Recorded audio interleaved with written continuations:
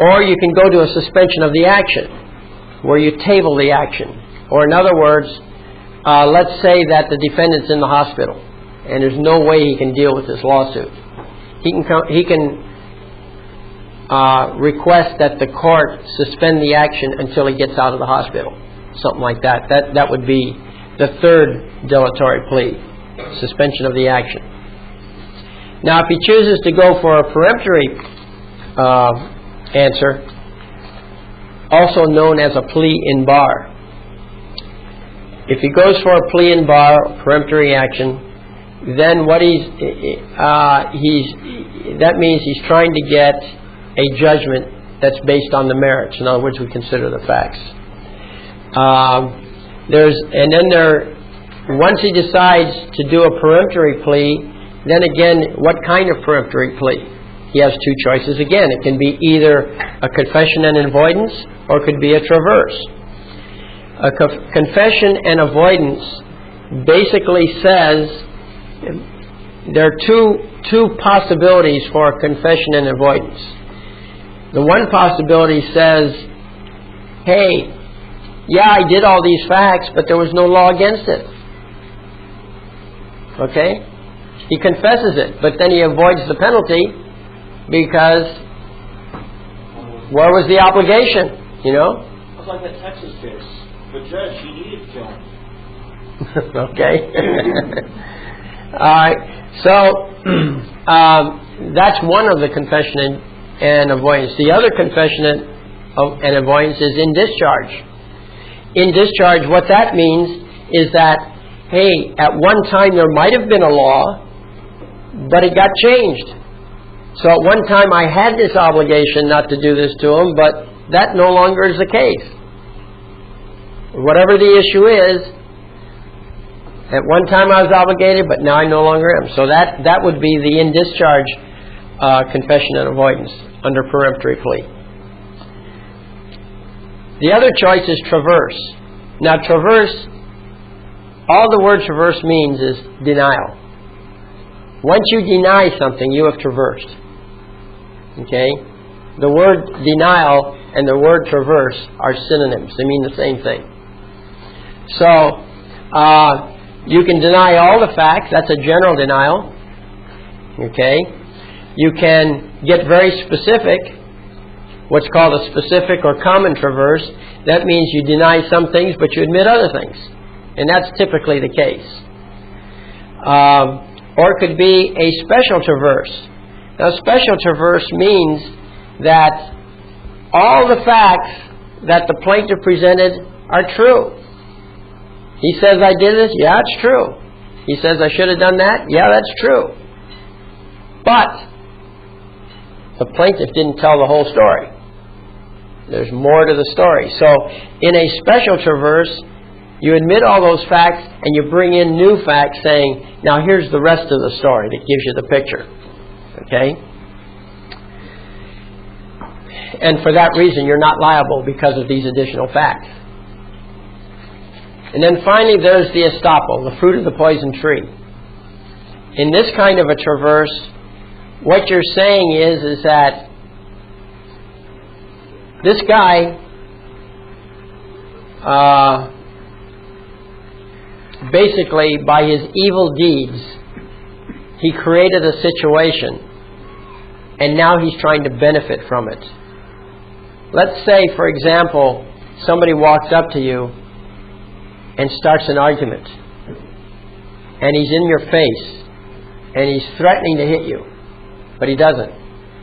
Finally, you have enough of him, and you punch him out. So he sues you for assault, and he says, you hit me. Okay, well, that's true. You did hit him. But he doesn't tell the rest of the story, how he egged you into it, see? Now, there used to be a statute in the Penal Code that made it illegal to incite another person. And I wonder how many assault cases would be successful if somebody had brought that in a counterclaim and said, wait a minute, he broke the law first. Okay? Now I'm protecting my position here. I know Florida just recently passed a law Actually, we say law, but we mean statute. They passed a statute that said that you do not have to yield your ground. You're minding your own business, wherever you are, you are. Somebody comes along and pushes you off of it, you can do whatever is necessary to hold on to your position. You don't have to yield. You don't have to walk away from a fight. Of course, it might be wise to, but that's another question. In terms of rights, if you're minding your own business, you're unprovoked, you're not provoking anyone, somebody totally unprovoked comes along, is pushing you around, and that, by the way, includes cops. Okay? If you're right, you're right. And you do not have to yield, and you can use whatever force is necessary. You cannot go beyond that force, but you can use whatever force is necessary to repel the displacement. That's in Florida. But that's a general law anyway. That's a general principle of law. In fact, let's go back here. Have a little article here. Nope, you do not have to yield. Here's a little article on this website. Clinton should not be impeached because. Okay, we go into all this, and this covers that. This article goes into the history. It cites cases where a policeman actually got killed trying to arrest somebody unlawfully, and that person resisted arrest. Probably the most famous case currently is the Randy Weaver case, okay, where the FBI, they accused the person of murder, and the jury made a determination that the government shot first, and therefore they found him defending his property instead of murdering an FBI agent. Okay, that was the jury's decision. So it's an old principle of law, reaching way back into the dark ages of England, that you do not have to yield when a bully shows up.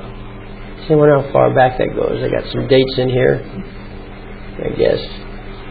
Well, anyway, you can read that article. That will give you some information. Clinton should not be impeached because I've been thinking of writing another one for Martha Stewart. Same deal. See, Martha Stewart did not commit a crime. The thing they convicted her on was lying to the investigators. Well, think about it. If you're minding your own business and you're lawful, then you owe no obligation to anybody. By what authority does someone come to you and demand that you answer to them when you have done no wrong? No, she got convicted. She didn't have an attorney that understood that. Well, the government's got to write one for you on levy. There's no way. Grab the mic if you guys are going to be talking on this. Yeah. It might be important. Yeah, currently, Libby. Mm-hmm. Yeah, go ahead. Yeah, but in common law, we don't have limitation of statute. We could always do and go back and do it. Well, the theory is that you can do anything you want as long as you hurt no one else. Yeah, but in her case, she's been hurt, so she could still go. Well, the judge made a ruling that she had not broken the law. Yeah, so we could still send an email to her if she's interested. We could help her out. Oh, I suppose so. I think she could get her. I just want my commission. Yeah, well, it'd be nice if she would sponsor some of this stuff and get some real power in. If we could get some real intellectual power and pay for it, that would be wonderful. But anyway, I've been thinking of doing that, but of course I've been busy with other things. All right. So, those are the different ways that a person can defend. Now, the thing is, here's the sequence. First, you make the declaration, or in other words, the complaint or the action. Then the other person responds. They either demur or they plead. Then you reply to their answer. And so that would be the replication, number 3. Then they can respond to the replication. That's called a rejoinder. Then the plaintiff does the sur-rejoinder. Defendant does a rebutter, number 6. Then there's the sur-rebutter, and then there's the rebutter again, and then from that point on, the name doesn't change. And in theory, and this is theory, this whole process could go on forever, ad infinitum, until either a traverse or a tender of issue by the defendant is made. Now, a tender of issue means that the defendant says to the court, I have nothing more to say, I'm ready for trial. Okay, that's what the tender of issue is. A tender means offer, and the issue means that you have a traverse, you have a conflict of something. Okay, whether it's law or fact, but you're ready to have the dispute settled. So those are the different categories under the common law. Now, in modern times, they don't call it that. In the equity courts, you have a complaint. The word complaint, by the way, is an equity term, not a common law term. And so you have, in common law, you have an action at law, and in equity, you'll have an action in equity or a complaint. Anyhow,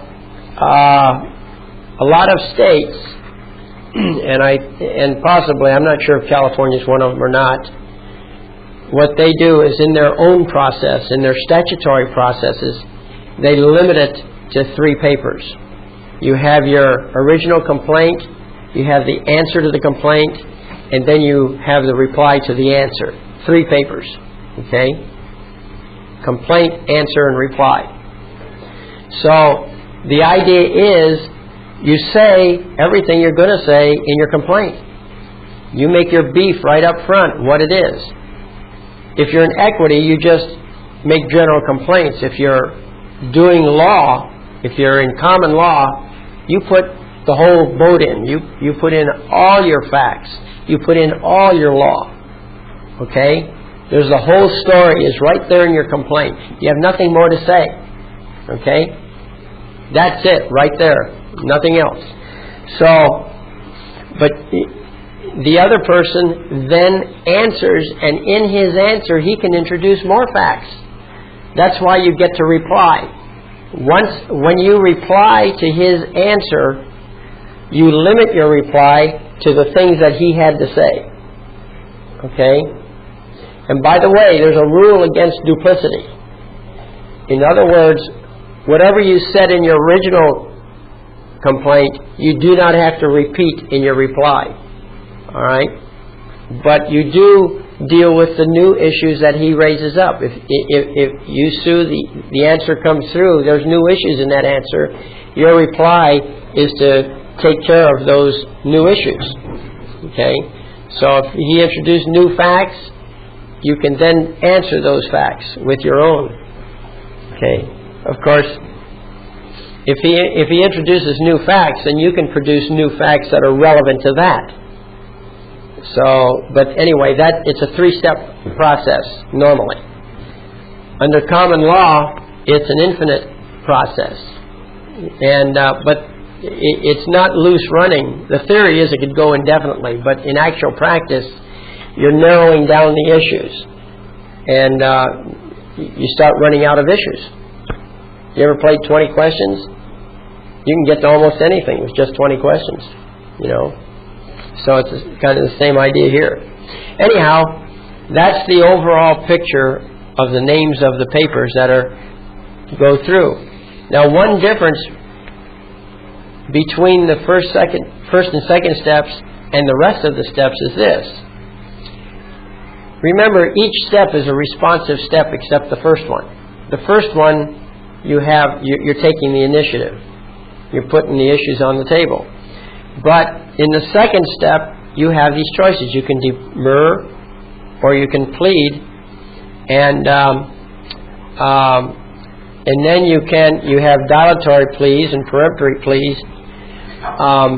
In the third step and beyond, you're limited to a peremptory plea, and I left it out, also demur. I'll correct that later. But yes. I assume that everything you need to say in all your complaints and all your references to statutes and violations needs to be in a declaration. Yes, everything's up front, the law and the facts. If you discover something subsequent to that, can you amend it or can you... Absolutely. add to it? Any new